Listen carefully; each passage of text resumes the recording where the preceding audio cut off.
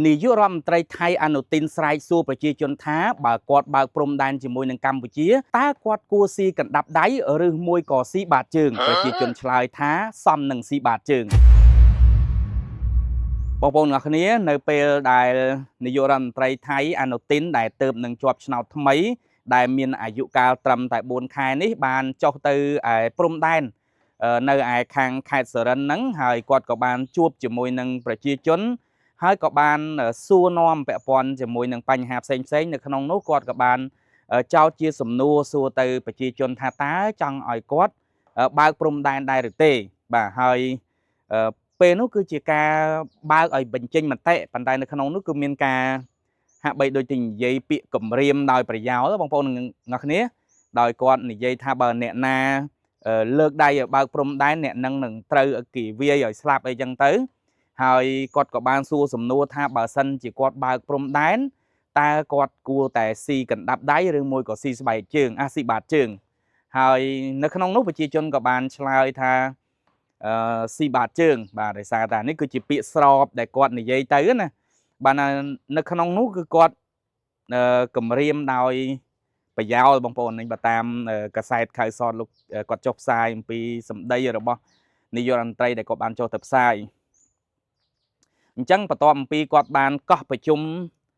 គេហៅថា NSC ជាលើកដំបូងហ្នឹងគាត់ក៏ចាប់ផ្ដើមចុះទៅឯព្រំដែនបងប្អូនបានឃើញហើយកាលពីម្សិលមិញហ្នឹងហើយ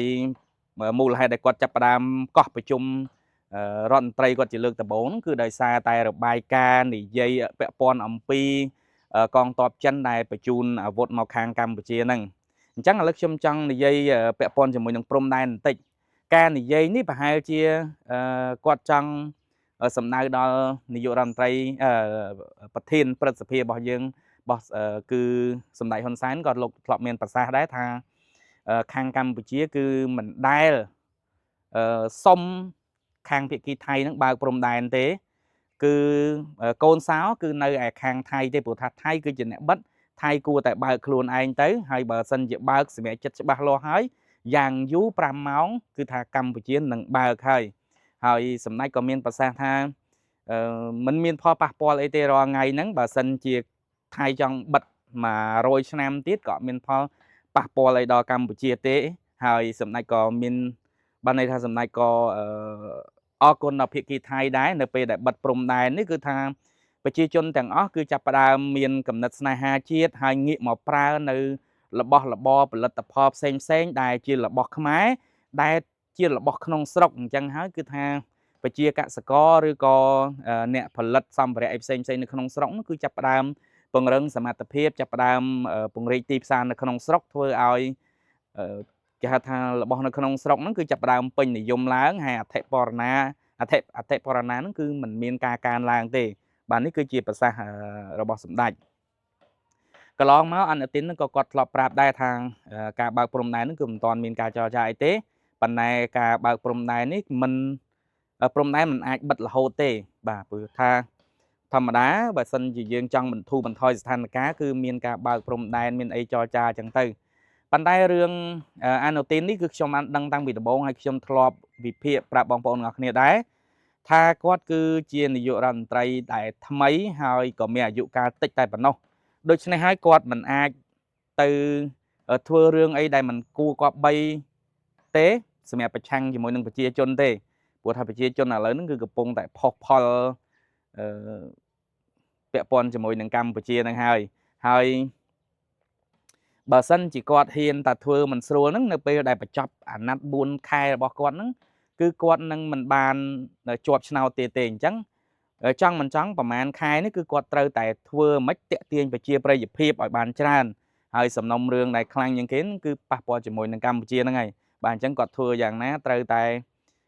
ទាញយកប្រជាប្រិយភាពដើម្បីបោះឆ្នោតទៅជាប់ទៀតបាទរួចហើយគាត់ក៏បានគ្រប់គ្រងនៅការសម្រេចចិត្តឬការដោះស្រាយរបស់ខាងយោធារឿងព្រំដែននេះគឺថាគាត់ចាត់ឲ្យយោធាហ្នឹងគេខាងដោះស្រាយទៅហើយថ្មីនេះដូចខ្ញុំនិយាយមុនហ្នឹងអញ្ចឹងបងប្អូនអ្នកនាងបាទគឺគាត់បានកោះប្រជុំ NSC ជាលើកដំបូងហ្នឹងគឺដោយសារតែសារព័ត៌មានដែល New York Times ហ្នឹងបានចុះផ្សាយពាក់ព័ន្ធជាមួយនឹង មុននឹងប៉ះគ្នាជាមួយនឹងកម្ពុជាហ្នឹងគឺថាទាហានឬក៏ខាងប្រទេសចិនហ្នឹងគឺបានបញ្ជូនសម្ភារៈឬក៏អាវុធយ៉ាងច្រើនរហូតដល់6ជើងហោះហើរបងប្អូនបាទដែលគាត់ប្រាប់ណាអញ្ចឹងបានដឹកមកខាងកម្ពុជាហ្នឹងអញ្ចឹងក៏គាត់ចាប់ផ្ដើមរងចាំទទួលនៅរបាយការណ៍ដែលស្ដីអំពីការចិនបញ្ជូនអាវុធមកកម្ពុជាហ្នឹងហើយមិនយូរទេគឺថាស្ថានទូតចិនប្រចាំនៅឯក្រុងបាងកកហ្នឹងក៏ចេញលិខិតមួយបាទជំទាស់ភ្លាមតែម្ដងពាក់ព័ន្ធជាមួយនឹងការចោទប្រកាន់របស់ថៃនេះពីព្រោះថាថៃធ្លាប់តែធ្វើរបាយការណ៍អីផ្សេងចោទប្រកាន់មកខាងកម្ពុជាបានប៉ុន្តែនៅពេលដែលប៉ះជាមួយចិនបាទចិនតបវិញក្តាំងតែម្ដងបាទគឺជាការព័ត៌មានគឺជាការមិនពិតជាការញុះញង់អីផ្សេងអញ្ចឹងទៅដោយខាងស្ថានទូតចិនហ្នឹងគឺបាននិយាយថាខាងចិនហ្នឹងគឺមិនមានកំណត់អាត្មានិយមឬក៏មិនមានការរកផលប្រយោជន៍អីជាមួយនឹងសង្គ្រាមកម្ពុជាថៃទេហើយចិនមិនបានបញ្ជូនអាវុធបញ្ជូនអីផ្សេងទេនេះគឺជាព័ត៌មានមិនពិតដែលមានកំណត់ញុះញង់ទុច្ចរិតតែប៉ុណ្ណោះបាទនេះគឺពាក់ព័ន្ធជាមួយនឹងស្ថានទូតចិនដែលគាត់បានបំភ្លឺហើយយើងដឹងហើយថាមុននឹងប៉ះគ្នាជាមួយនឹងថៃគឺកម្ពុជាយើងមានសមយុទ្ធយោធាជាមួយនឹងប្រទេសចិនអញ្ចឹងហើយការដឹកមកផ្សេងអាហ្នឹងក៏វាអាចជាការដឹកសម្ភារៈដើម្បីមកត្រៀមសមយុទ្ធដែរបាទរឿងនេះគឺខ្ញុំមិនដឹងច្បាស់ដែរទេហើយក៏មិនចង់វែកញែកអីច្រើនដែរព្រោះថានេះវាពាក់ព័ន្ធជាមួយនឹងសន្តិសុខជាតិបាទសន្តិសុខជាតិហើយខាងស្ថានទូតចិនប្រចាំនៅកម្ពុជាហ្នឹងក៏មិនទាន់មានការថ្លែងការណ៍អីបន្ថែមទៀតដែរបាទគឺខាងស្ថានទូតចិននៅឯបាងកកហ្នឹងគឺគាត់បានចេញរួចជាស្រេចទៅហើយពាក់ព័ន្ធជាមួយនឹងមេតបថ្មីរបស់ថៃគឺបានតែងតាំងរួចហើយបាទហើយខាងថៃនោះក៏គេថាដែរគេកម្ពុជានឹងមានការភ័យញាប់ញ័រអញ្ចឹងនៅពេលដែលគេតែងតាំងនៅមេតបថ្មីរបស់គេពីររូបដែលមានចំណេះជំនាញហើយដឹងច្បាស់លាស់ពាក់ព័ន្ធជាមួយនឹងព្រំដែនកម្ពុជាថៃហើយមេតបរបស់គេនឹងក៏បានថាប៉ះគ្នាប្រហែលថ្ងៃហ្នឹងគេក៏បាននៅក្នុងនឹងដែរអញ្ចឹងហើយគេដឹងច្បាស់ធ្វើឲ្យខ្មែរយើងភ័យអីចឹងទៅនៅពេលដែលគេតែងតាំងប៉ុន្តែសម្រាប់អ្នកវិភាគគាត់បាននិយាយថាការបង្អួតសម្ញែងសម្ភារវុធអីផ្សេងហ្នឹងគឺជាការអួតសម្ញែងប្រជាជនខ្លួនឯងច្រើនជាងអួតសម្ញែងប្រាប់កម្ពុជាពីព្រោះថារាល់ថ្ងៃនេះគឺថាបងប្អូនខាងថៃគឺធ្វើយ៉ាងម៉េចឲ្យមានទៀមទាននៅប្រជាប្រិយភាពរបស់ខ្លួនរៀងខ្លួនខាងយោធាទៅគេទៀមទាផ្សេងបាទខាងស្ដេចខាងអ្នកនយោបាយទៅគេទៀមទាផ្សេងព្រោះថារាល់ដងនៅពេលដែលប្រទេសថៃមានបញ្ហាអីនយោបាយផ្សេងហ្នឹងគឺតែងតែ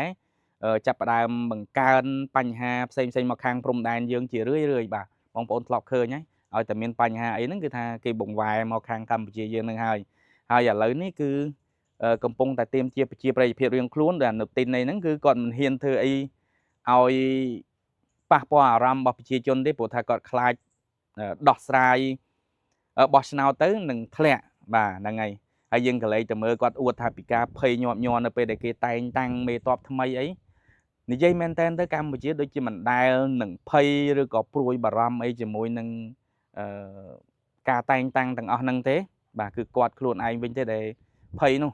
ព្រោះកម្ពុជាយើងខ្ញុំឃើញតាហ៊ានតាំងពីមុនប៉ះគ្នានិងក្រោយប៉ះគ្នាខ្ញុំបានទៅដល់ផ្ទាល់តែម្ដងអារម្មណ៍របស់តាហ៊ានគឺធម្មតាខ្ញុំឃើញគាត់បាទគឺនិយាយមកថាធម្មតាខុសអំពីខាងតាហ៊ានថៃដែលមានអ្នកខ្លះមានបញ្ហាផ្លូវចិត្តមានការកើតសតិមិនល្អអញ្ចឹងទៅរត់ចោលជួរអ្នកខ្លះនឹងយកទាំងអាវុធទៅហើយបាញ់ប្រហារប្រជាជនខ្លួនឯង